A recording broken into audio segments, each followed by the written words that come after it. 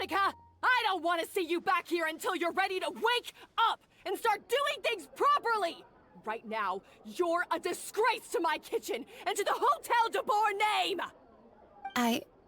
It was an accident. I'm sorry, did you hear me asking for excuses? No, I'll do better, I promise. Why is she so aggressive? She won't even listen to what the poor girl has to say. Oh, hey, cut her some slack. You gotta at least hear her out. Wait! Huh? Who do you think you are telling me? Wait a sec. Navia? Huh. So, you're bringing backup now. Suit yourself! You're still wasting your time!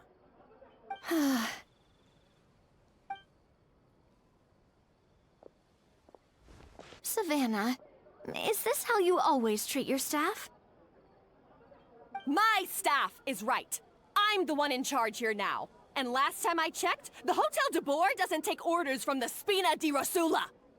Of course. How you run your kitchen is none of our business.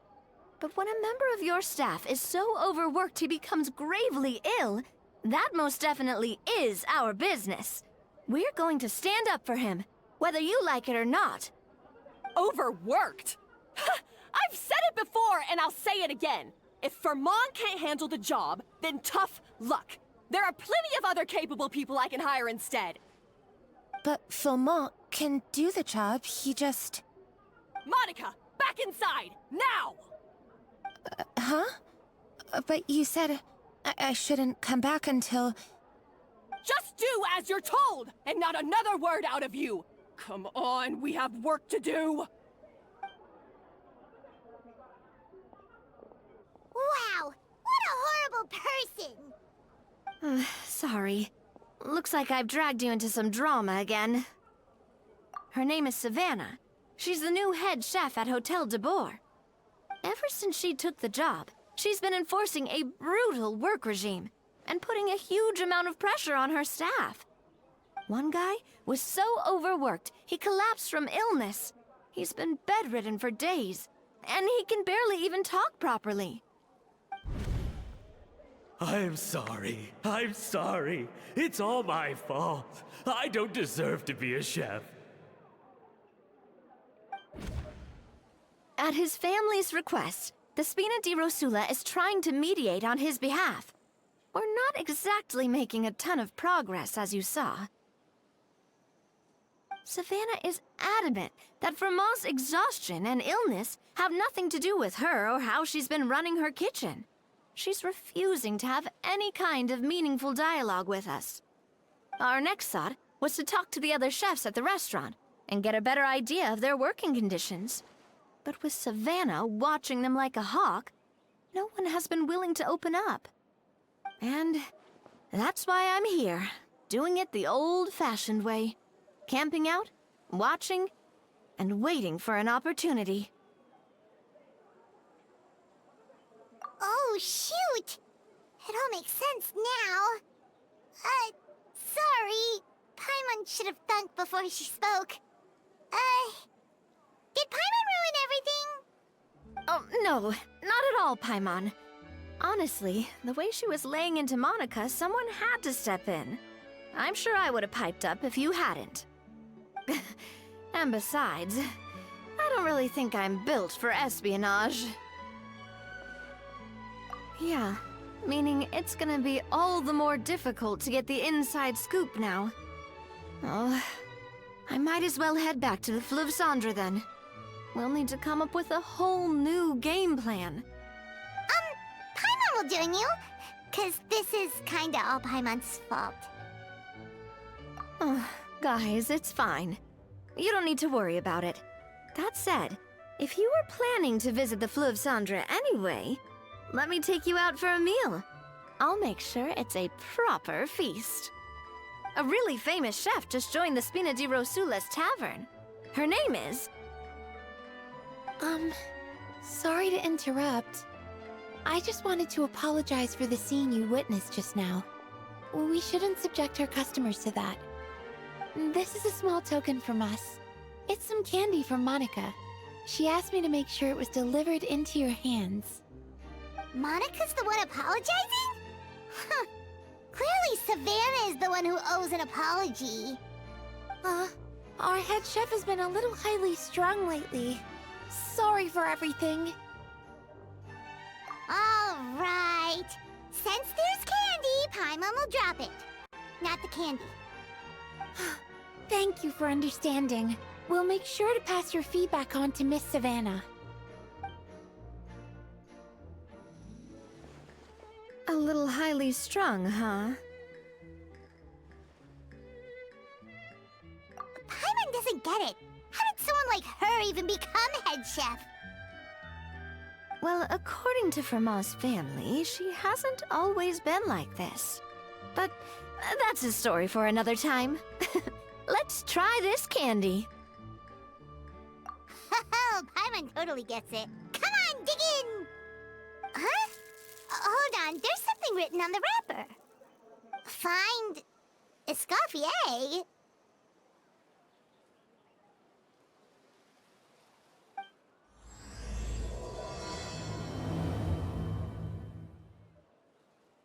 Escoffier? Could this mean... Huh? You know that name, Navia? Yeah. Let's stick to the plan and go back to the Fleuve Cendre for now. That's where we'll find Escoffier anyway.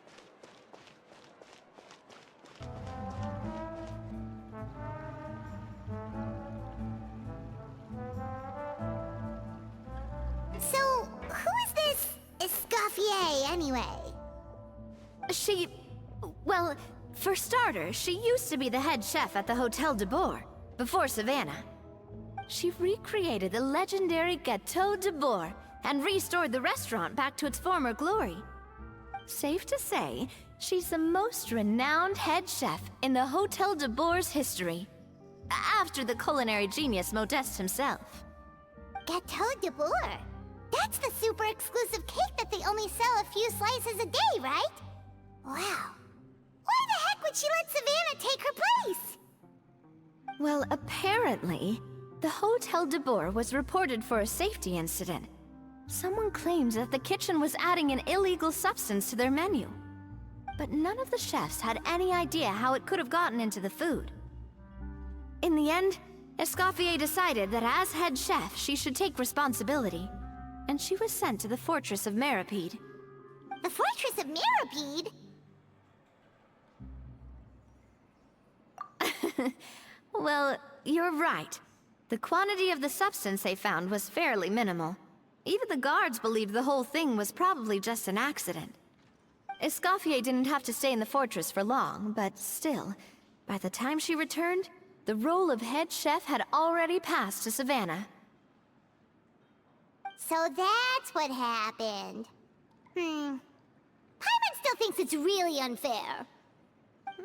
Even though Escoffier is no longer head chef at the hotel, she's still well respected by the staff. So, I'm guessing what Monica wants is for us to convince Escoffier to try and negotiate with Savannah on the staff's behalf. Oh, Paimon gets it! Monica wants Escoffier to come back and kick Savannah out. It's simple. If the new head chef is stressing everyone out, then the solution is just get the old one back. Well, about that... You thought cream of mushroom soup was ready to serve after 3.5 minutes on the stove! You'd have had more sense serving hot water with ice cubes. At least then you wouldn't have wasted all this perfectly good cream and mushroom! What do you say, Hilaire? I'm sorry, Cream. I'm sorry, Mushroom. As you can see, Escoffier is that kind of chef as well. You have to leave it on the heat for long enough to allow those flavors the chance to come out. Don't be fooled by the aroma when the water first starts to boil. Got it? Yes, Chef. Then go back and do it again. The customers are still waiting. Remember where you went wrong and don't repeat the same mistake twice. Yes, Chef.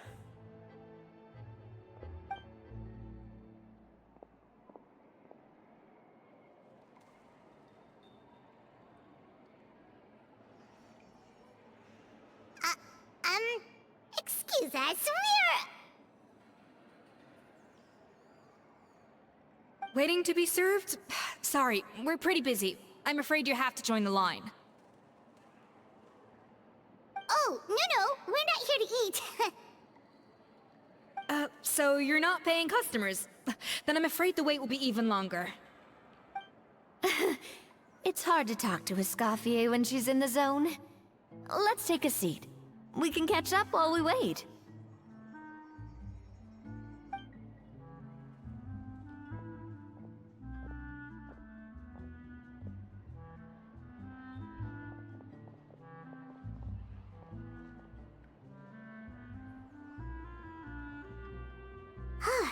Looks like the rush hour is finally over. Is it always this busy here? These days, yes. I'd say business has tripled since Escoffier joined as temporary head chef. Well, in her words, the Hotel de Boer doesn't need her anymore. It doesn't look like she's got any plans to go back. I guess I'll be heading off then. Wait, take these home with you. We can't serve them now, and there's no sense in letting them go to waste. Oh, thank you, Chef. For what? Like I said, I just don't want them going to waste. Oh, and tell Fiamma to get well soon, so you're not running yourself ragged every single shift.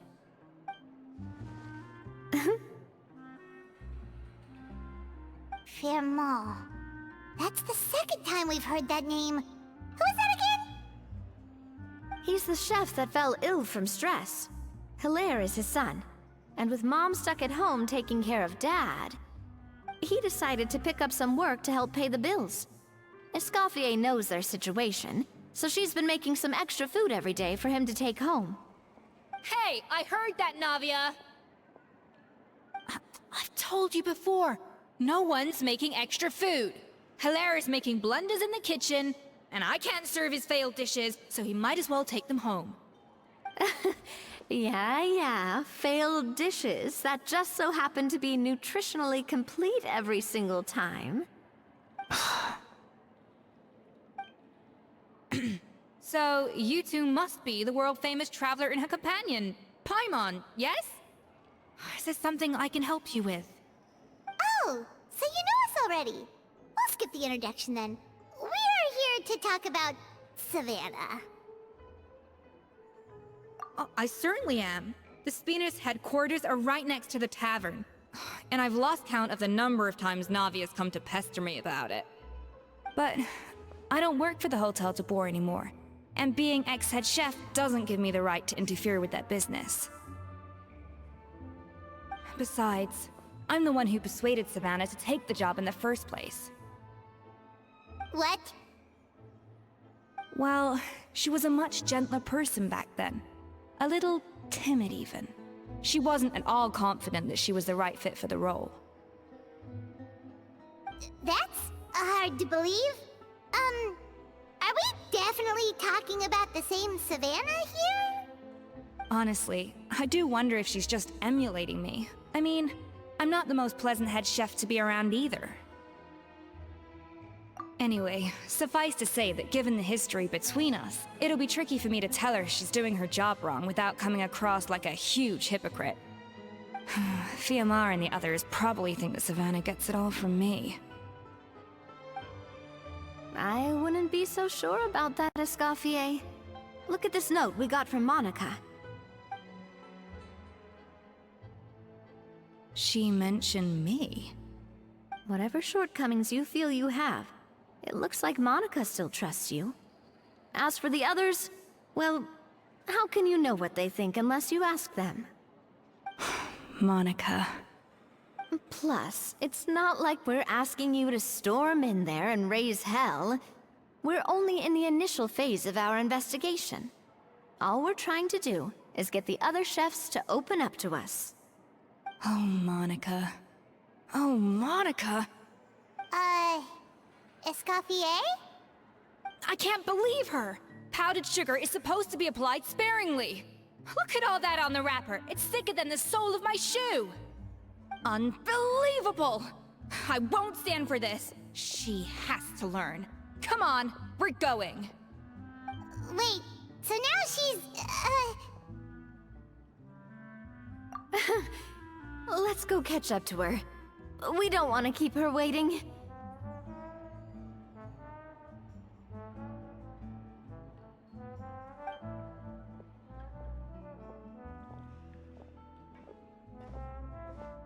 Wait, she looks like...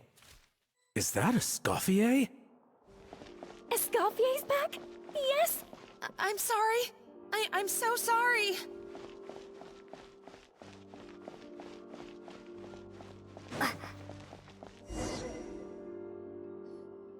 I'm sorry, I'm so sorry. I messed up your order. Oh, I wouldn't go that far. Maybe the taste is a little off, but if you hadn't brought it up, I don't think I would have noticed. But, please, you have to forgive me or Chef is gonna... Okay, I know. I'll kneel before you. What the heck? Get up, Monica! Can't you see that you're just making your customer feel more awkward? Escoffier? If you want forgiveness, then do what any self-respecting chef would do. Make the dish again. And this time, get it right. You cannot go begging your customers to feel sorry for you. Savannah said that I'm not allowed back in the kitchen until I've corrected my mistake. But if I can't go back into the kitchen, I can't do the dish over. that's some backwards logic. How can you fix your mistake without being allowed to cook? If this is what Fermat had to put up with, then no wonder he had a breakdown. We apologize for interrupting your meal, sir. It's fine. With my layman's palate, it's not like I can tell the difference anyway. I was actually quite enjoying my meal until she appeared out of nowhere and started apologizing. Gave me a bit of a fright, to be honest. Oh, well, it's because Chef Savannah tasted a bit of the leftover soup from my pot and then threw me out of the kitchen. Gosh, that's pretty strict. Has she always been that way? I don't recall things being like this when Escoffier was head chef here. I gotta say, you're all looking a little worse for wear these days. I mean, Escoffier was strict too, but I think the difference is that her criticism was more constructive, so you knew what you did wrong and how to improve, and we all knew that it came from a good place. Chef Escoffier was hard on us because she truly wanted us to reach her level. But these days, whenever we make a mistake, we just get told to wake up, get your head in the game, or just do it again. And it's only gotten worse since word got out that Chef Escoffier had started working again in the Fleuve Cendre. Monica, you don't need to call me chef. I'm not the boss here anymore. Yeah, but through no fault of your own, what happened back then, that wasn't on you, and all of us know that. That banquet was a huge event, and so many staff were involved every step of the way. With so many moving parts, there's no way of knowing how that Lumiline ended up in the food we served. Lumiline? What's that? A new drug from the Fontaine Research Institute, produced from an extract of the Lumitoile. Apparently it sharpens the senses, so they used it to treat people with impaired responses to stimuli. Oh, yeah, I've heard about that. They found out you can use it as a flavor enhancer since it stimulates the taste buds. Makes things pretty addictive. They also found that overuse can have mood-altering effects, and even lead to nerve damage. So it quickly ended up on the guard's list of controlled substances. Unfortunately, however, some food products containing the additive had already made it to the market by the time the guards banned it from the restaurant industry. Everyone knows that in all likelihood, someone probably just purchased a batch of contaminated ingredients by mistake. But you took all the blame. We all know why. You just didn't want to see this turn into a place where tensions are constantly running high, because everyone's suspicious of each other all the time. And now look at you, a fry chef in the Fleuve Cendre. What are you trying to say? Sure, the Spina's Tavern is no Hotel de Boer, but come on. It's not that bad, is it? Oh, the Fluv Sandra, you say? Great. That's where I'm dining from now on. Monica, I'm very happy with my current job. And there's no changing the past. We just have to let bygones be bygones. Besides, at the end of the day, I was the head chef, regardless of whose mistake it was. Ultimately, the responsibility lay with me. If only Savannah was half the boss you were. I'm sorry? Do you have a problem with my conduct as head chef? No. No, chef. So, you do remember who's boss? Escoffier? I thought you'd left this place for good. What are you doing back here? What happened to you, Savannah? Why are you acting like this? When I turned this place over to you, You made me the head chef and gave up your right to tell me how to do my job. You're not the boss here anymore, so stop acting like you own the place. Whoa. Sounds like someone has a chip on her shoulder. Oh, Savannah! My God, have you grown a temper since I last saw you? Have you put even half the amount of energy into improving your cooking skills, or are you still using the Pluie Lotus as an off-brand marcotte, thinking no one can tell the difference? That's none of your business! What happened to not storming in and raising hell? Ho ho! I was not expecting to see something this spicy as soon as Escoffier returned. Huh? Fanagem? Aye, miladies. Might I make a humble suggestion? Given that we have ourselves a tête-à-tête between chefs at the Hotel de Bord, I dare say it would be de rigueur to settle this the traditional way. The traditional way? That can only mean one thing. That's right! I'm talking, of course, about the tradition established by Modeste himself. The cooking contest! According to legend, the founders of Hotel de Boer, Modeste and Savelli, used this method to resolve all of their disputes. Everything from petty arguments over next week's menu to disagreements over the strategic direction of the restaurant. The cooking contest would decide who had the final say. Huh. Sounds like they had a lot of free time on their hands. Ah, well, it might sound that way to us. But in fact, the cooking contest played an enormous role in motivating chefs to hone their skills, reaching new heights of excellence in the culinary arts. And indeed, the reintroduction of this institution in recent years has surely been instrumental in transforming the Hotel de Bord into the top-ranking restaurant in Fontaine. Reintroduction? Someone brought it back? Who? What say you, Escoffier? Surely you of all people won't back down from this challenge. It was you who put the rule in place, after all. Sure, I reinstated it, but I'm not a chef at Hotel de Boer anymore. Isn't this bending the rules a little? I see no issue as long as both sides agree to the terms. We could simply treat it as an exhibition of sorts. Savannah, any objections? Exhibition. Huh. No. If we're going to battle it out, let's put it all on the line. If I lose, it's up to you what happens to me. I don't want anything to happen to you. But if you lose, you hand over the Codex de Boer to me. What? The Codex de Boer? Only the legendary handbook written by the original head chef Modeste. It contains all his secret recipes, including Gâteau de Boer. It's the greatest treasure in Fontaine's culinary world, and only the present and former head chefs of the Hotel de Boer have the right to read it.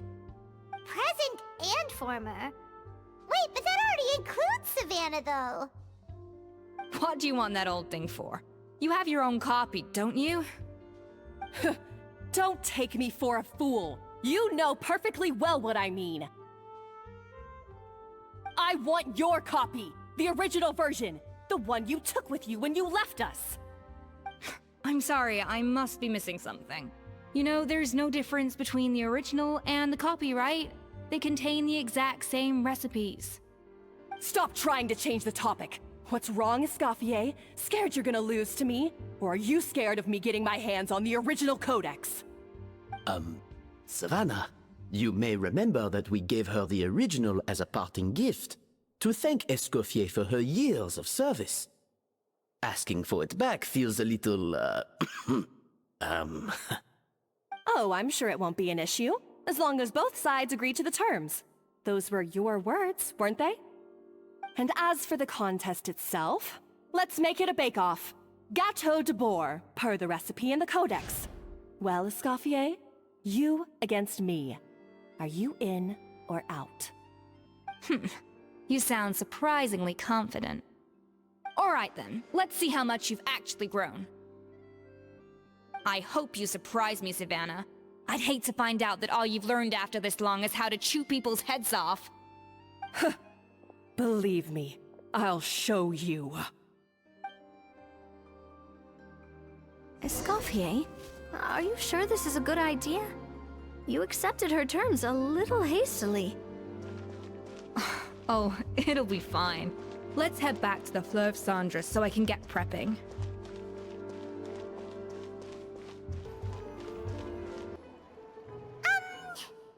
So, this whole bake-off thing kind of came out of nowhere. Was it really sensible to just go along with it? Well, I got a sense that she's holding something back. But we chefs always express ourselves in our cooking. So if she won't talk, this might be the best way to find out what's really going on with her. Huh? Holding back? Sure didn't sound that way to Paimon. Escoffier only picked up on it because she's the same way. Always closed off, never letting you know what she really thinks. That's patently false, at least where your macarons are concerned. I've been nothing but truthful with you about the disgraceful amount of sugar you use. Okay, that's one case where you can keep your thoughts to yourself. Oh, that? Well, it's not so much a recipe book as a diary of Modeste's adventures. Back in the day, he and his good friend Savelli explored far and wide, partly adventuring, partly looking for new ingredients and developing new recipes. Their creations had an enormous influence on the course of Fontaine cuisine, turning it into a much more vibrant and diverse scene. For instance, legend has it that the original Gâteau de boar was made using a special secret ingredient that Modeste discovered on one of his adventures. So rare was the ingredient that they could never make more than 16 slices of the cake per day. But everyone who tried it claimed that it was one of the most blissful and invigorating things they had ever tasted. Modeste and Savelli went on to found the original Hôtel de Bois, which catapulted them to stardom in Fontaine's culinary world. Especially Modeste. He was hailed as a once-in-a-generation genius, and over time, the recipes from his adventure log became known as the Codex de Bois. Ah, Paimon's heard this kind of story before. Armed with the Codex, the Hôtel de Bois took its rightful place as the finest restaurant in the land, serving those recipes for centuries to come. Something like that? What? No, of course not! Cooking is a constantly evolving art form. How could any restaurant survive if they only served food that was popular last century? Anyway, never mind centuries. Savelli and Modeste parted ways not even 10 years after their rise to fame. Then, Modeste passed away while he was still in his prime. And that was it. The end of the Hôtel de Bois' heyday. It fell into decline, and for most of its history, it was just a nondescript place with a couple of cheap tables. It's only in recent decades that it started recovering. Even then, it still took numerous relocations and changes of management before we finally ended up with Manigem and the restaurant we have today. Oh! So the Codex really isn't all that, then. Paimon figured it was like one of those mystical books they have in Liyue's martial arts novels, where the main character learns all their secret powers from. Yes, well, that's fiction, and this is reality. You can't meet the tastes of modern diners by following some ancient recipes from a dusty old book. Case in point. Even the Gâteau de Bourg they sell now is actually Escoffier's reimagination. Wait, really? Why though? Didn't that recipe make it into the codex? It did, but like I said, it's the dusty old book now, and the records aren't as legible as they once were. Not to mention that there's no way of finding the secret ingredient Modeste wrote about. So, reimagination is right. I consulted some historical records and took what I could from the codex. But ultimately, the Gâteau de Bourg of today is my own recipe. As for why we gave it the same name and kept the tradition of only selling 16 slices a day, well, you've got Venegem's business sense to thank for that. Oh. Huh. Well, that kind of takes all the mystique out of it. Hey now, it might not be the original Gâteau de Bourg, but it's still the most delicious cake in Fontaine today. And who knows, maybe Escoffier's version is more suited to your palate. Just think, if the original truly was the perfect cake you're imagining it to be, there's no way the recipe would have been lost to history, right? Not to mention that the Hotel de Bourg never would have fallen into a slump. Anyway, before I left my role as head chef, I made a copy of all the recipes from the codex, including my own improved versions, and turned them over to Savannah. So why is she so interested in the original copy? Could it be a symbolic thing? Like, whoever holds the original Codex de Bourg is the true head chef? Well, it was clearly precious enough to give to Escoffier as a parting gift. Meanwhile, Savannah only got a copy. Maybe from her point of view, it's like management doesn't truly see her as being worthy of the role. You think so? The only thing is, it was her suggestion to gift me the original in the first place. Well, a joint decision by her and Venegem. But still. What? Huh. Guess she's had a major change of heart since she became head chef. Yeesh. Who knows? We could speculate forever. Better to just let our Gato do the talking. It means besting her in this bake-off, and then getting her to explain herself, even if I have to beat it out of her with a spatula.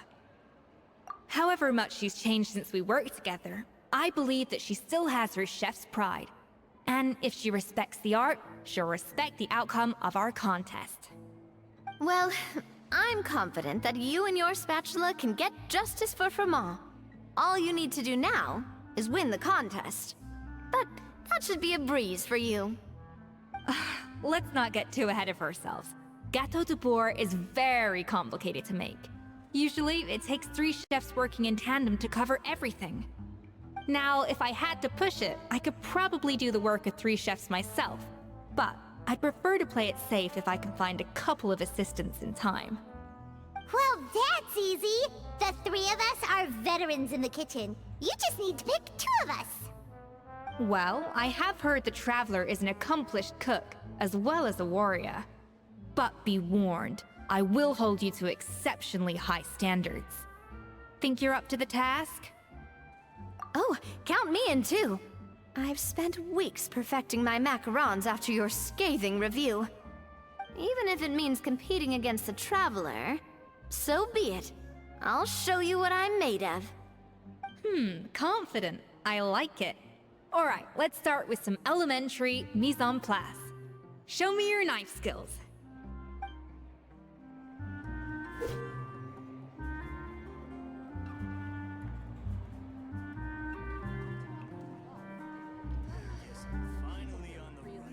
I've always called it chopping stuff up, not mise en place. But it's basically the same thing, right? Oh, Navia. The difference in your case is that mise en... looks like you found that easier than I expected. Yeah, thankfully it was pretty straightforward in the end. You made it sound like we'd be carving statues out of fruits or something. Well, brace yourself, because the next step is anything but straightforward. I'll be using this cold press to extract flavor compounds from the ingredients. A kind of special food processor I got the Fontaine Research Institute to make for me. It uses cold temperature extraction to isolate the essence of cooking ingredients, which can then be used to flavor dishes more precisely. But this isn't exactly standard kitchen equipment, so that probably didn't make a whole lot of sense. Let me give you a demonstration instead.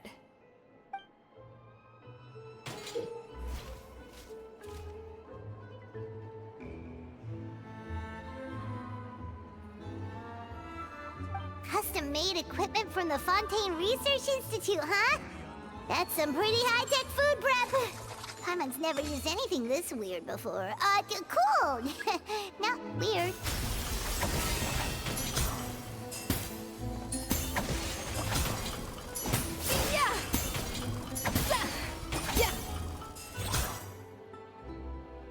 And done. These are the flavor compounds extracted from our ingredients. I've processed all the fruit you chopped up earlier. Wow! Even the smell is so much more concentrated. What next? Do we add all this stuff in? Absolutely not! Throwing everything in at once will ruin the balance of flavors. We have to go slowly and carefully to calibrate the exact flavor we want. I'll demonstrate again. Now, watch closely.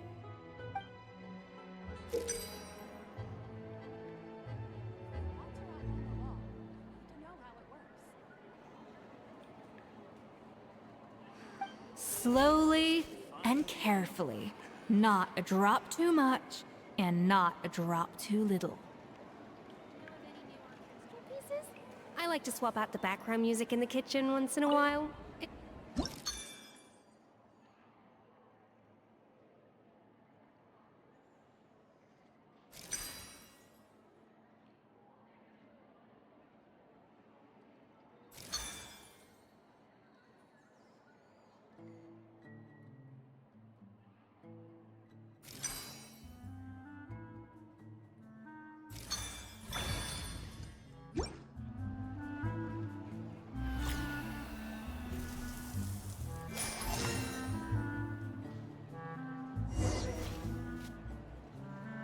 And voila!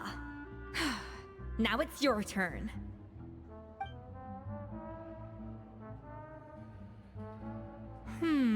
Not terrible. Considering this was everyone's first time blending flavor extracts, it could have been worse. But the Traveler's work was surprisingly good. Are you sure you've never done this before? You got almost perfect results on your first try. That goes without saying. Still, credit where credit's due. You did well. Alright, now for the part I've been looking forward to. I want each of you to cook something from the Hotel du Bois' current menu. I'll judge your submissions and give you a final score. That's right. The true test of your cooking skills is the finished product. It'll be good practice for the contest itself. Now get to it. Chop chop!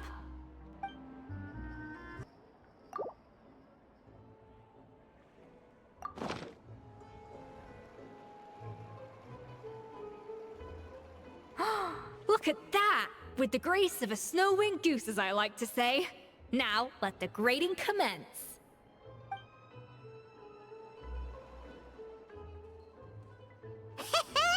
Pretty good, right? Not to brag or anything, but Paimon's a bit of a connoisseur when it comes to la food. 6 points. What? Oh, well, fair enough. Paimon doesn't cook all that often, so as long as it's a pass. That's 6 out of 100. What?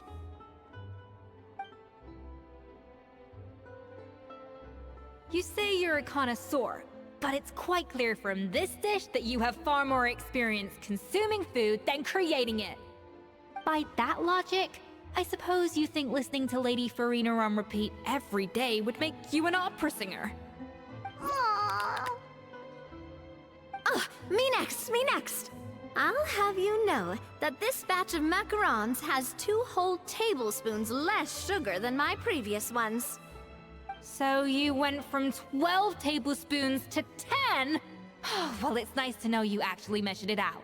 Because it tastes like you just threw in whatever was left in the jar. 6 points. Aww. Now to the final dish. So, what do you think? This is our last hope. 8 points.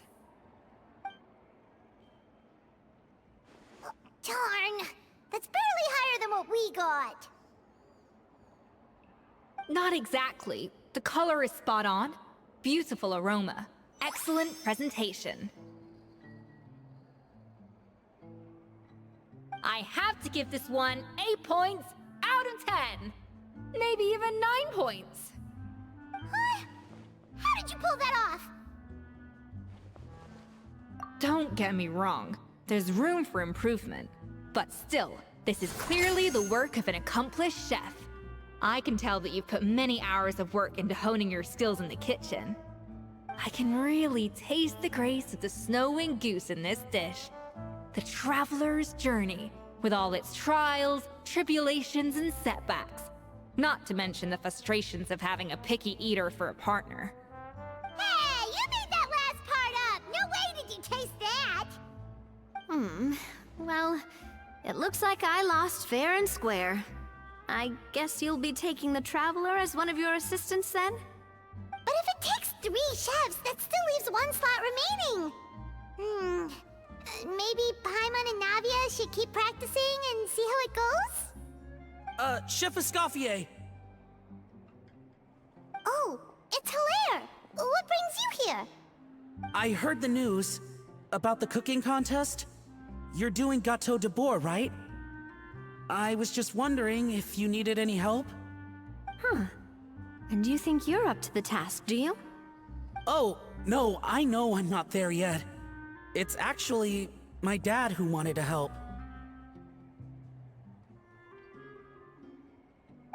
Firma, last I heard, you could barely get out of bed. Chef Escoffier, Navia, Traveler, thank you all so much for everything you're doing for me and my family. I've had enough of sitting around at home while you run yourselves ragged. If you let me, I'd like to help you win this cooking contest. Yeah, I was gonna say the same thing. Don't you worry. I'll be fine. I'm feeling much better now. I'm sorry. I know I've been rather useless these past few days, but not anymore. The fact is, I'm a fine chef, despite recent events. I've proven myself in the Hotel de Bois kitchen, so if anyone's qualified to work under Chef Escoffier, it's me. I think. I mean, I hope so. Firma, have you even set foot in a kitchen since leaving Hotel de Bois? I have not, but I'm fully rested now. I know I can handle it. I'll prove it. Let me whip something up for you right now.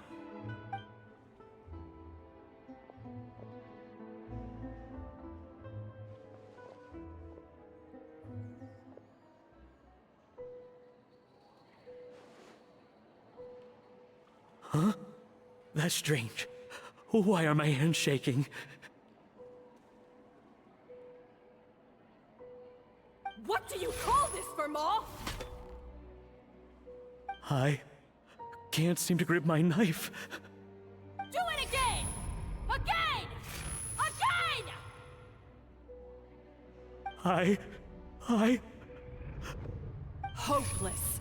Get out of my kitchen yesterday.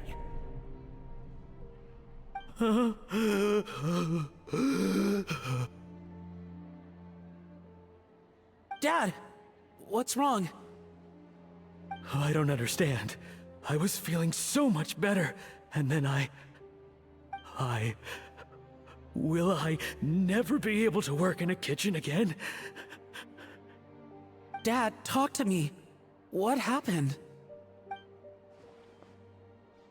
I think the real issue here is not physical exhaustion, but psychological trauma.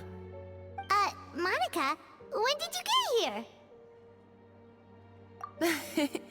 Probably because you were all concentrating so hard on your cooking. I didn't want to interrupt your flow. But anyway, I'm so sorry.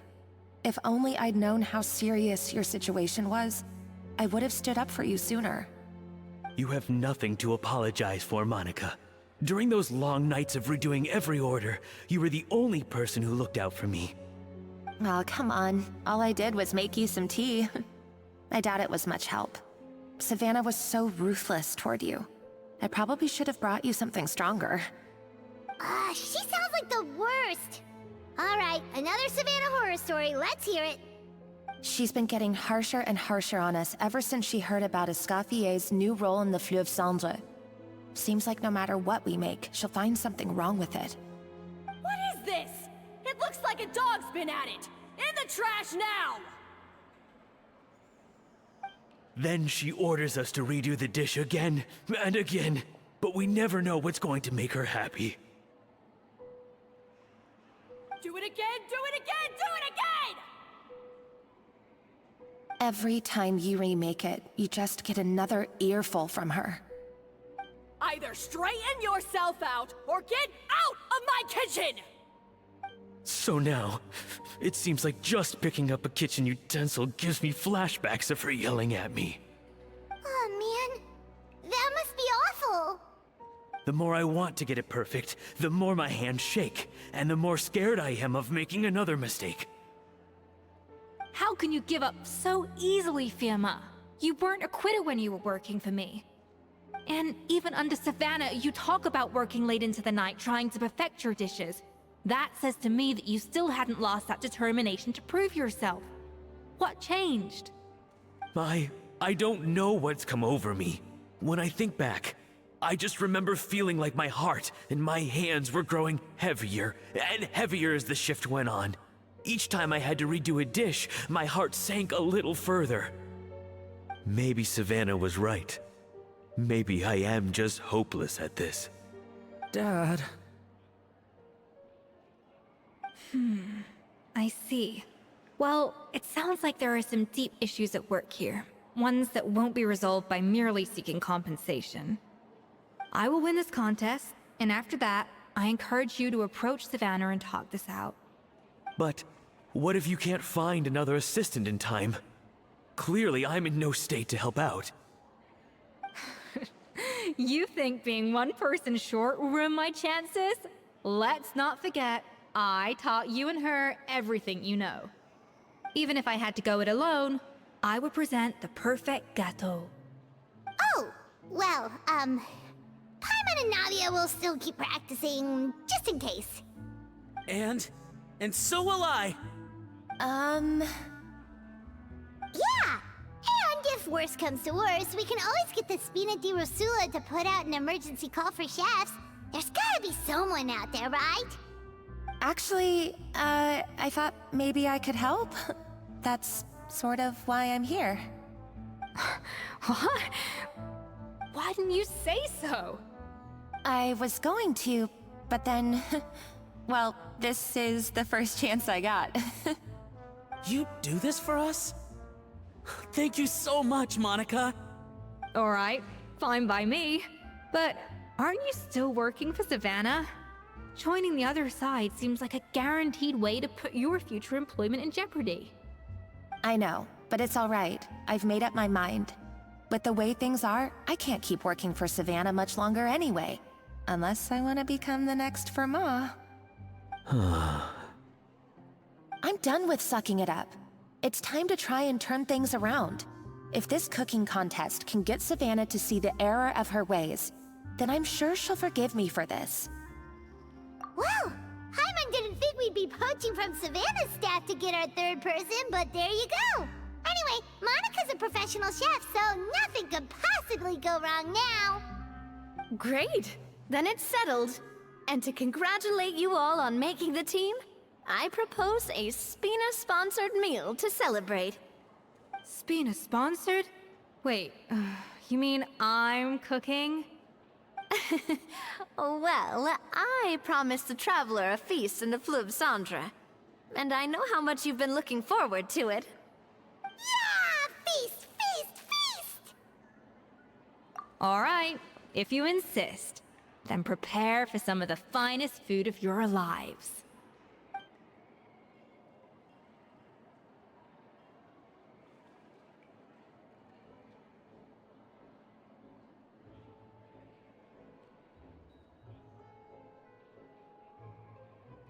That's not a bad idea, actually. Wait, hold on. You need to finesse that further.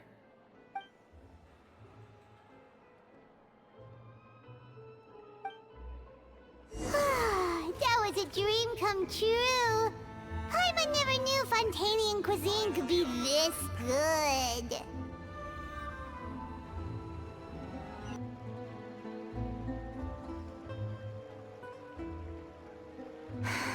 Why, Savannah? Why? Oh, nothing. I was just flicking through the original Codex de Boer. I wanted to see if there was anything I'm missing. Something I hadn't noticed before. That might explain why Savannah's so desperate to get her hands on it. But I can't find anything. It's just some hastily scribbled recipes in between diary entries from Modeste's adventuring phase. And most of it's not even legible anymore. The copy I gave her not only has all the recipes in full, but even includes my own private tips and notes from years of experience. Surely that's infinitely more useful than this old thing. Yeah, maybe. Still, it's just hard for me to imagine that the Savannah I knew would go to all this effort just to make a point. We were. At least I always thought we were. She was a little shy, but meticulous with everything and everyone she dealt with. She made a few mistakes here and there, but she was quick to correct them whenever they were pointed out. And she was always striving to improve as a chef. Those qualities are why I recommended her to replace me as head chef. I never imagined for 1 second that she'd cause Fiamma and the other staff so much grief.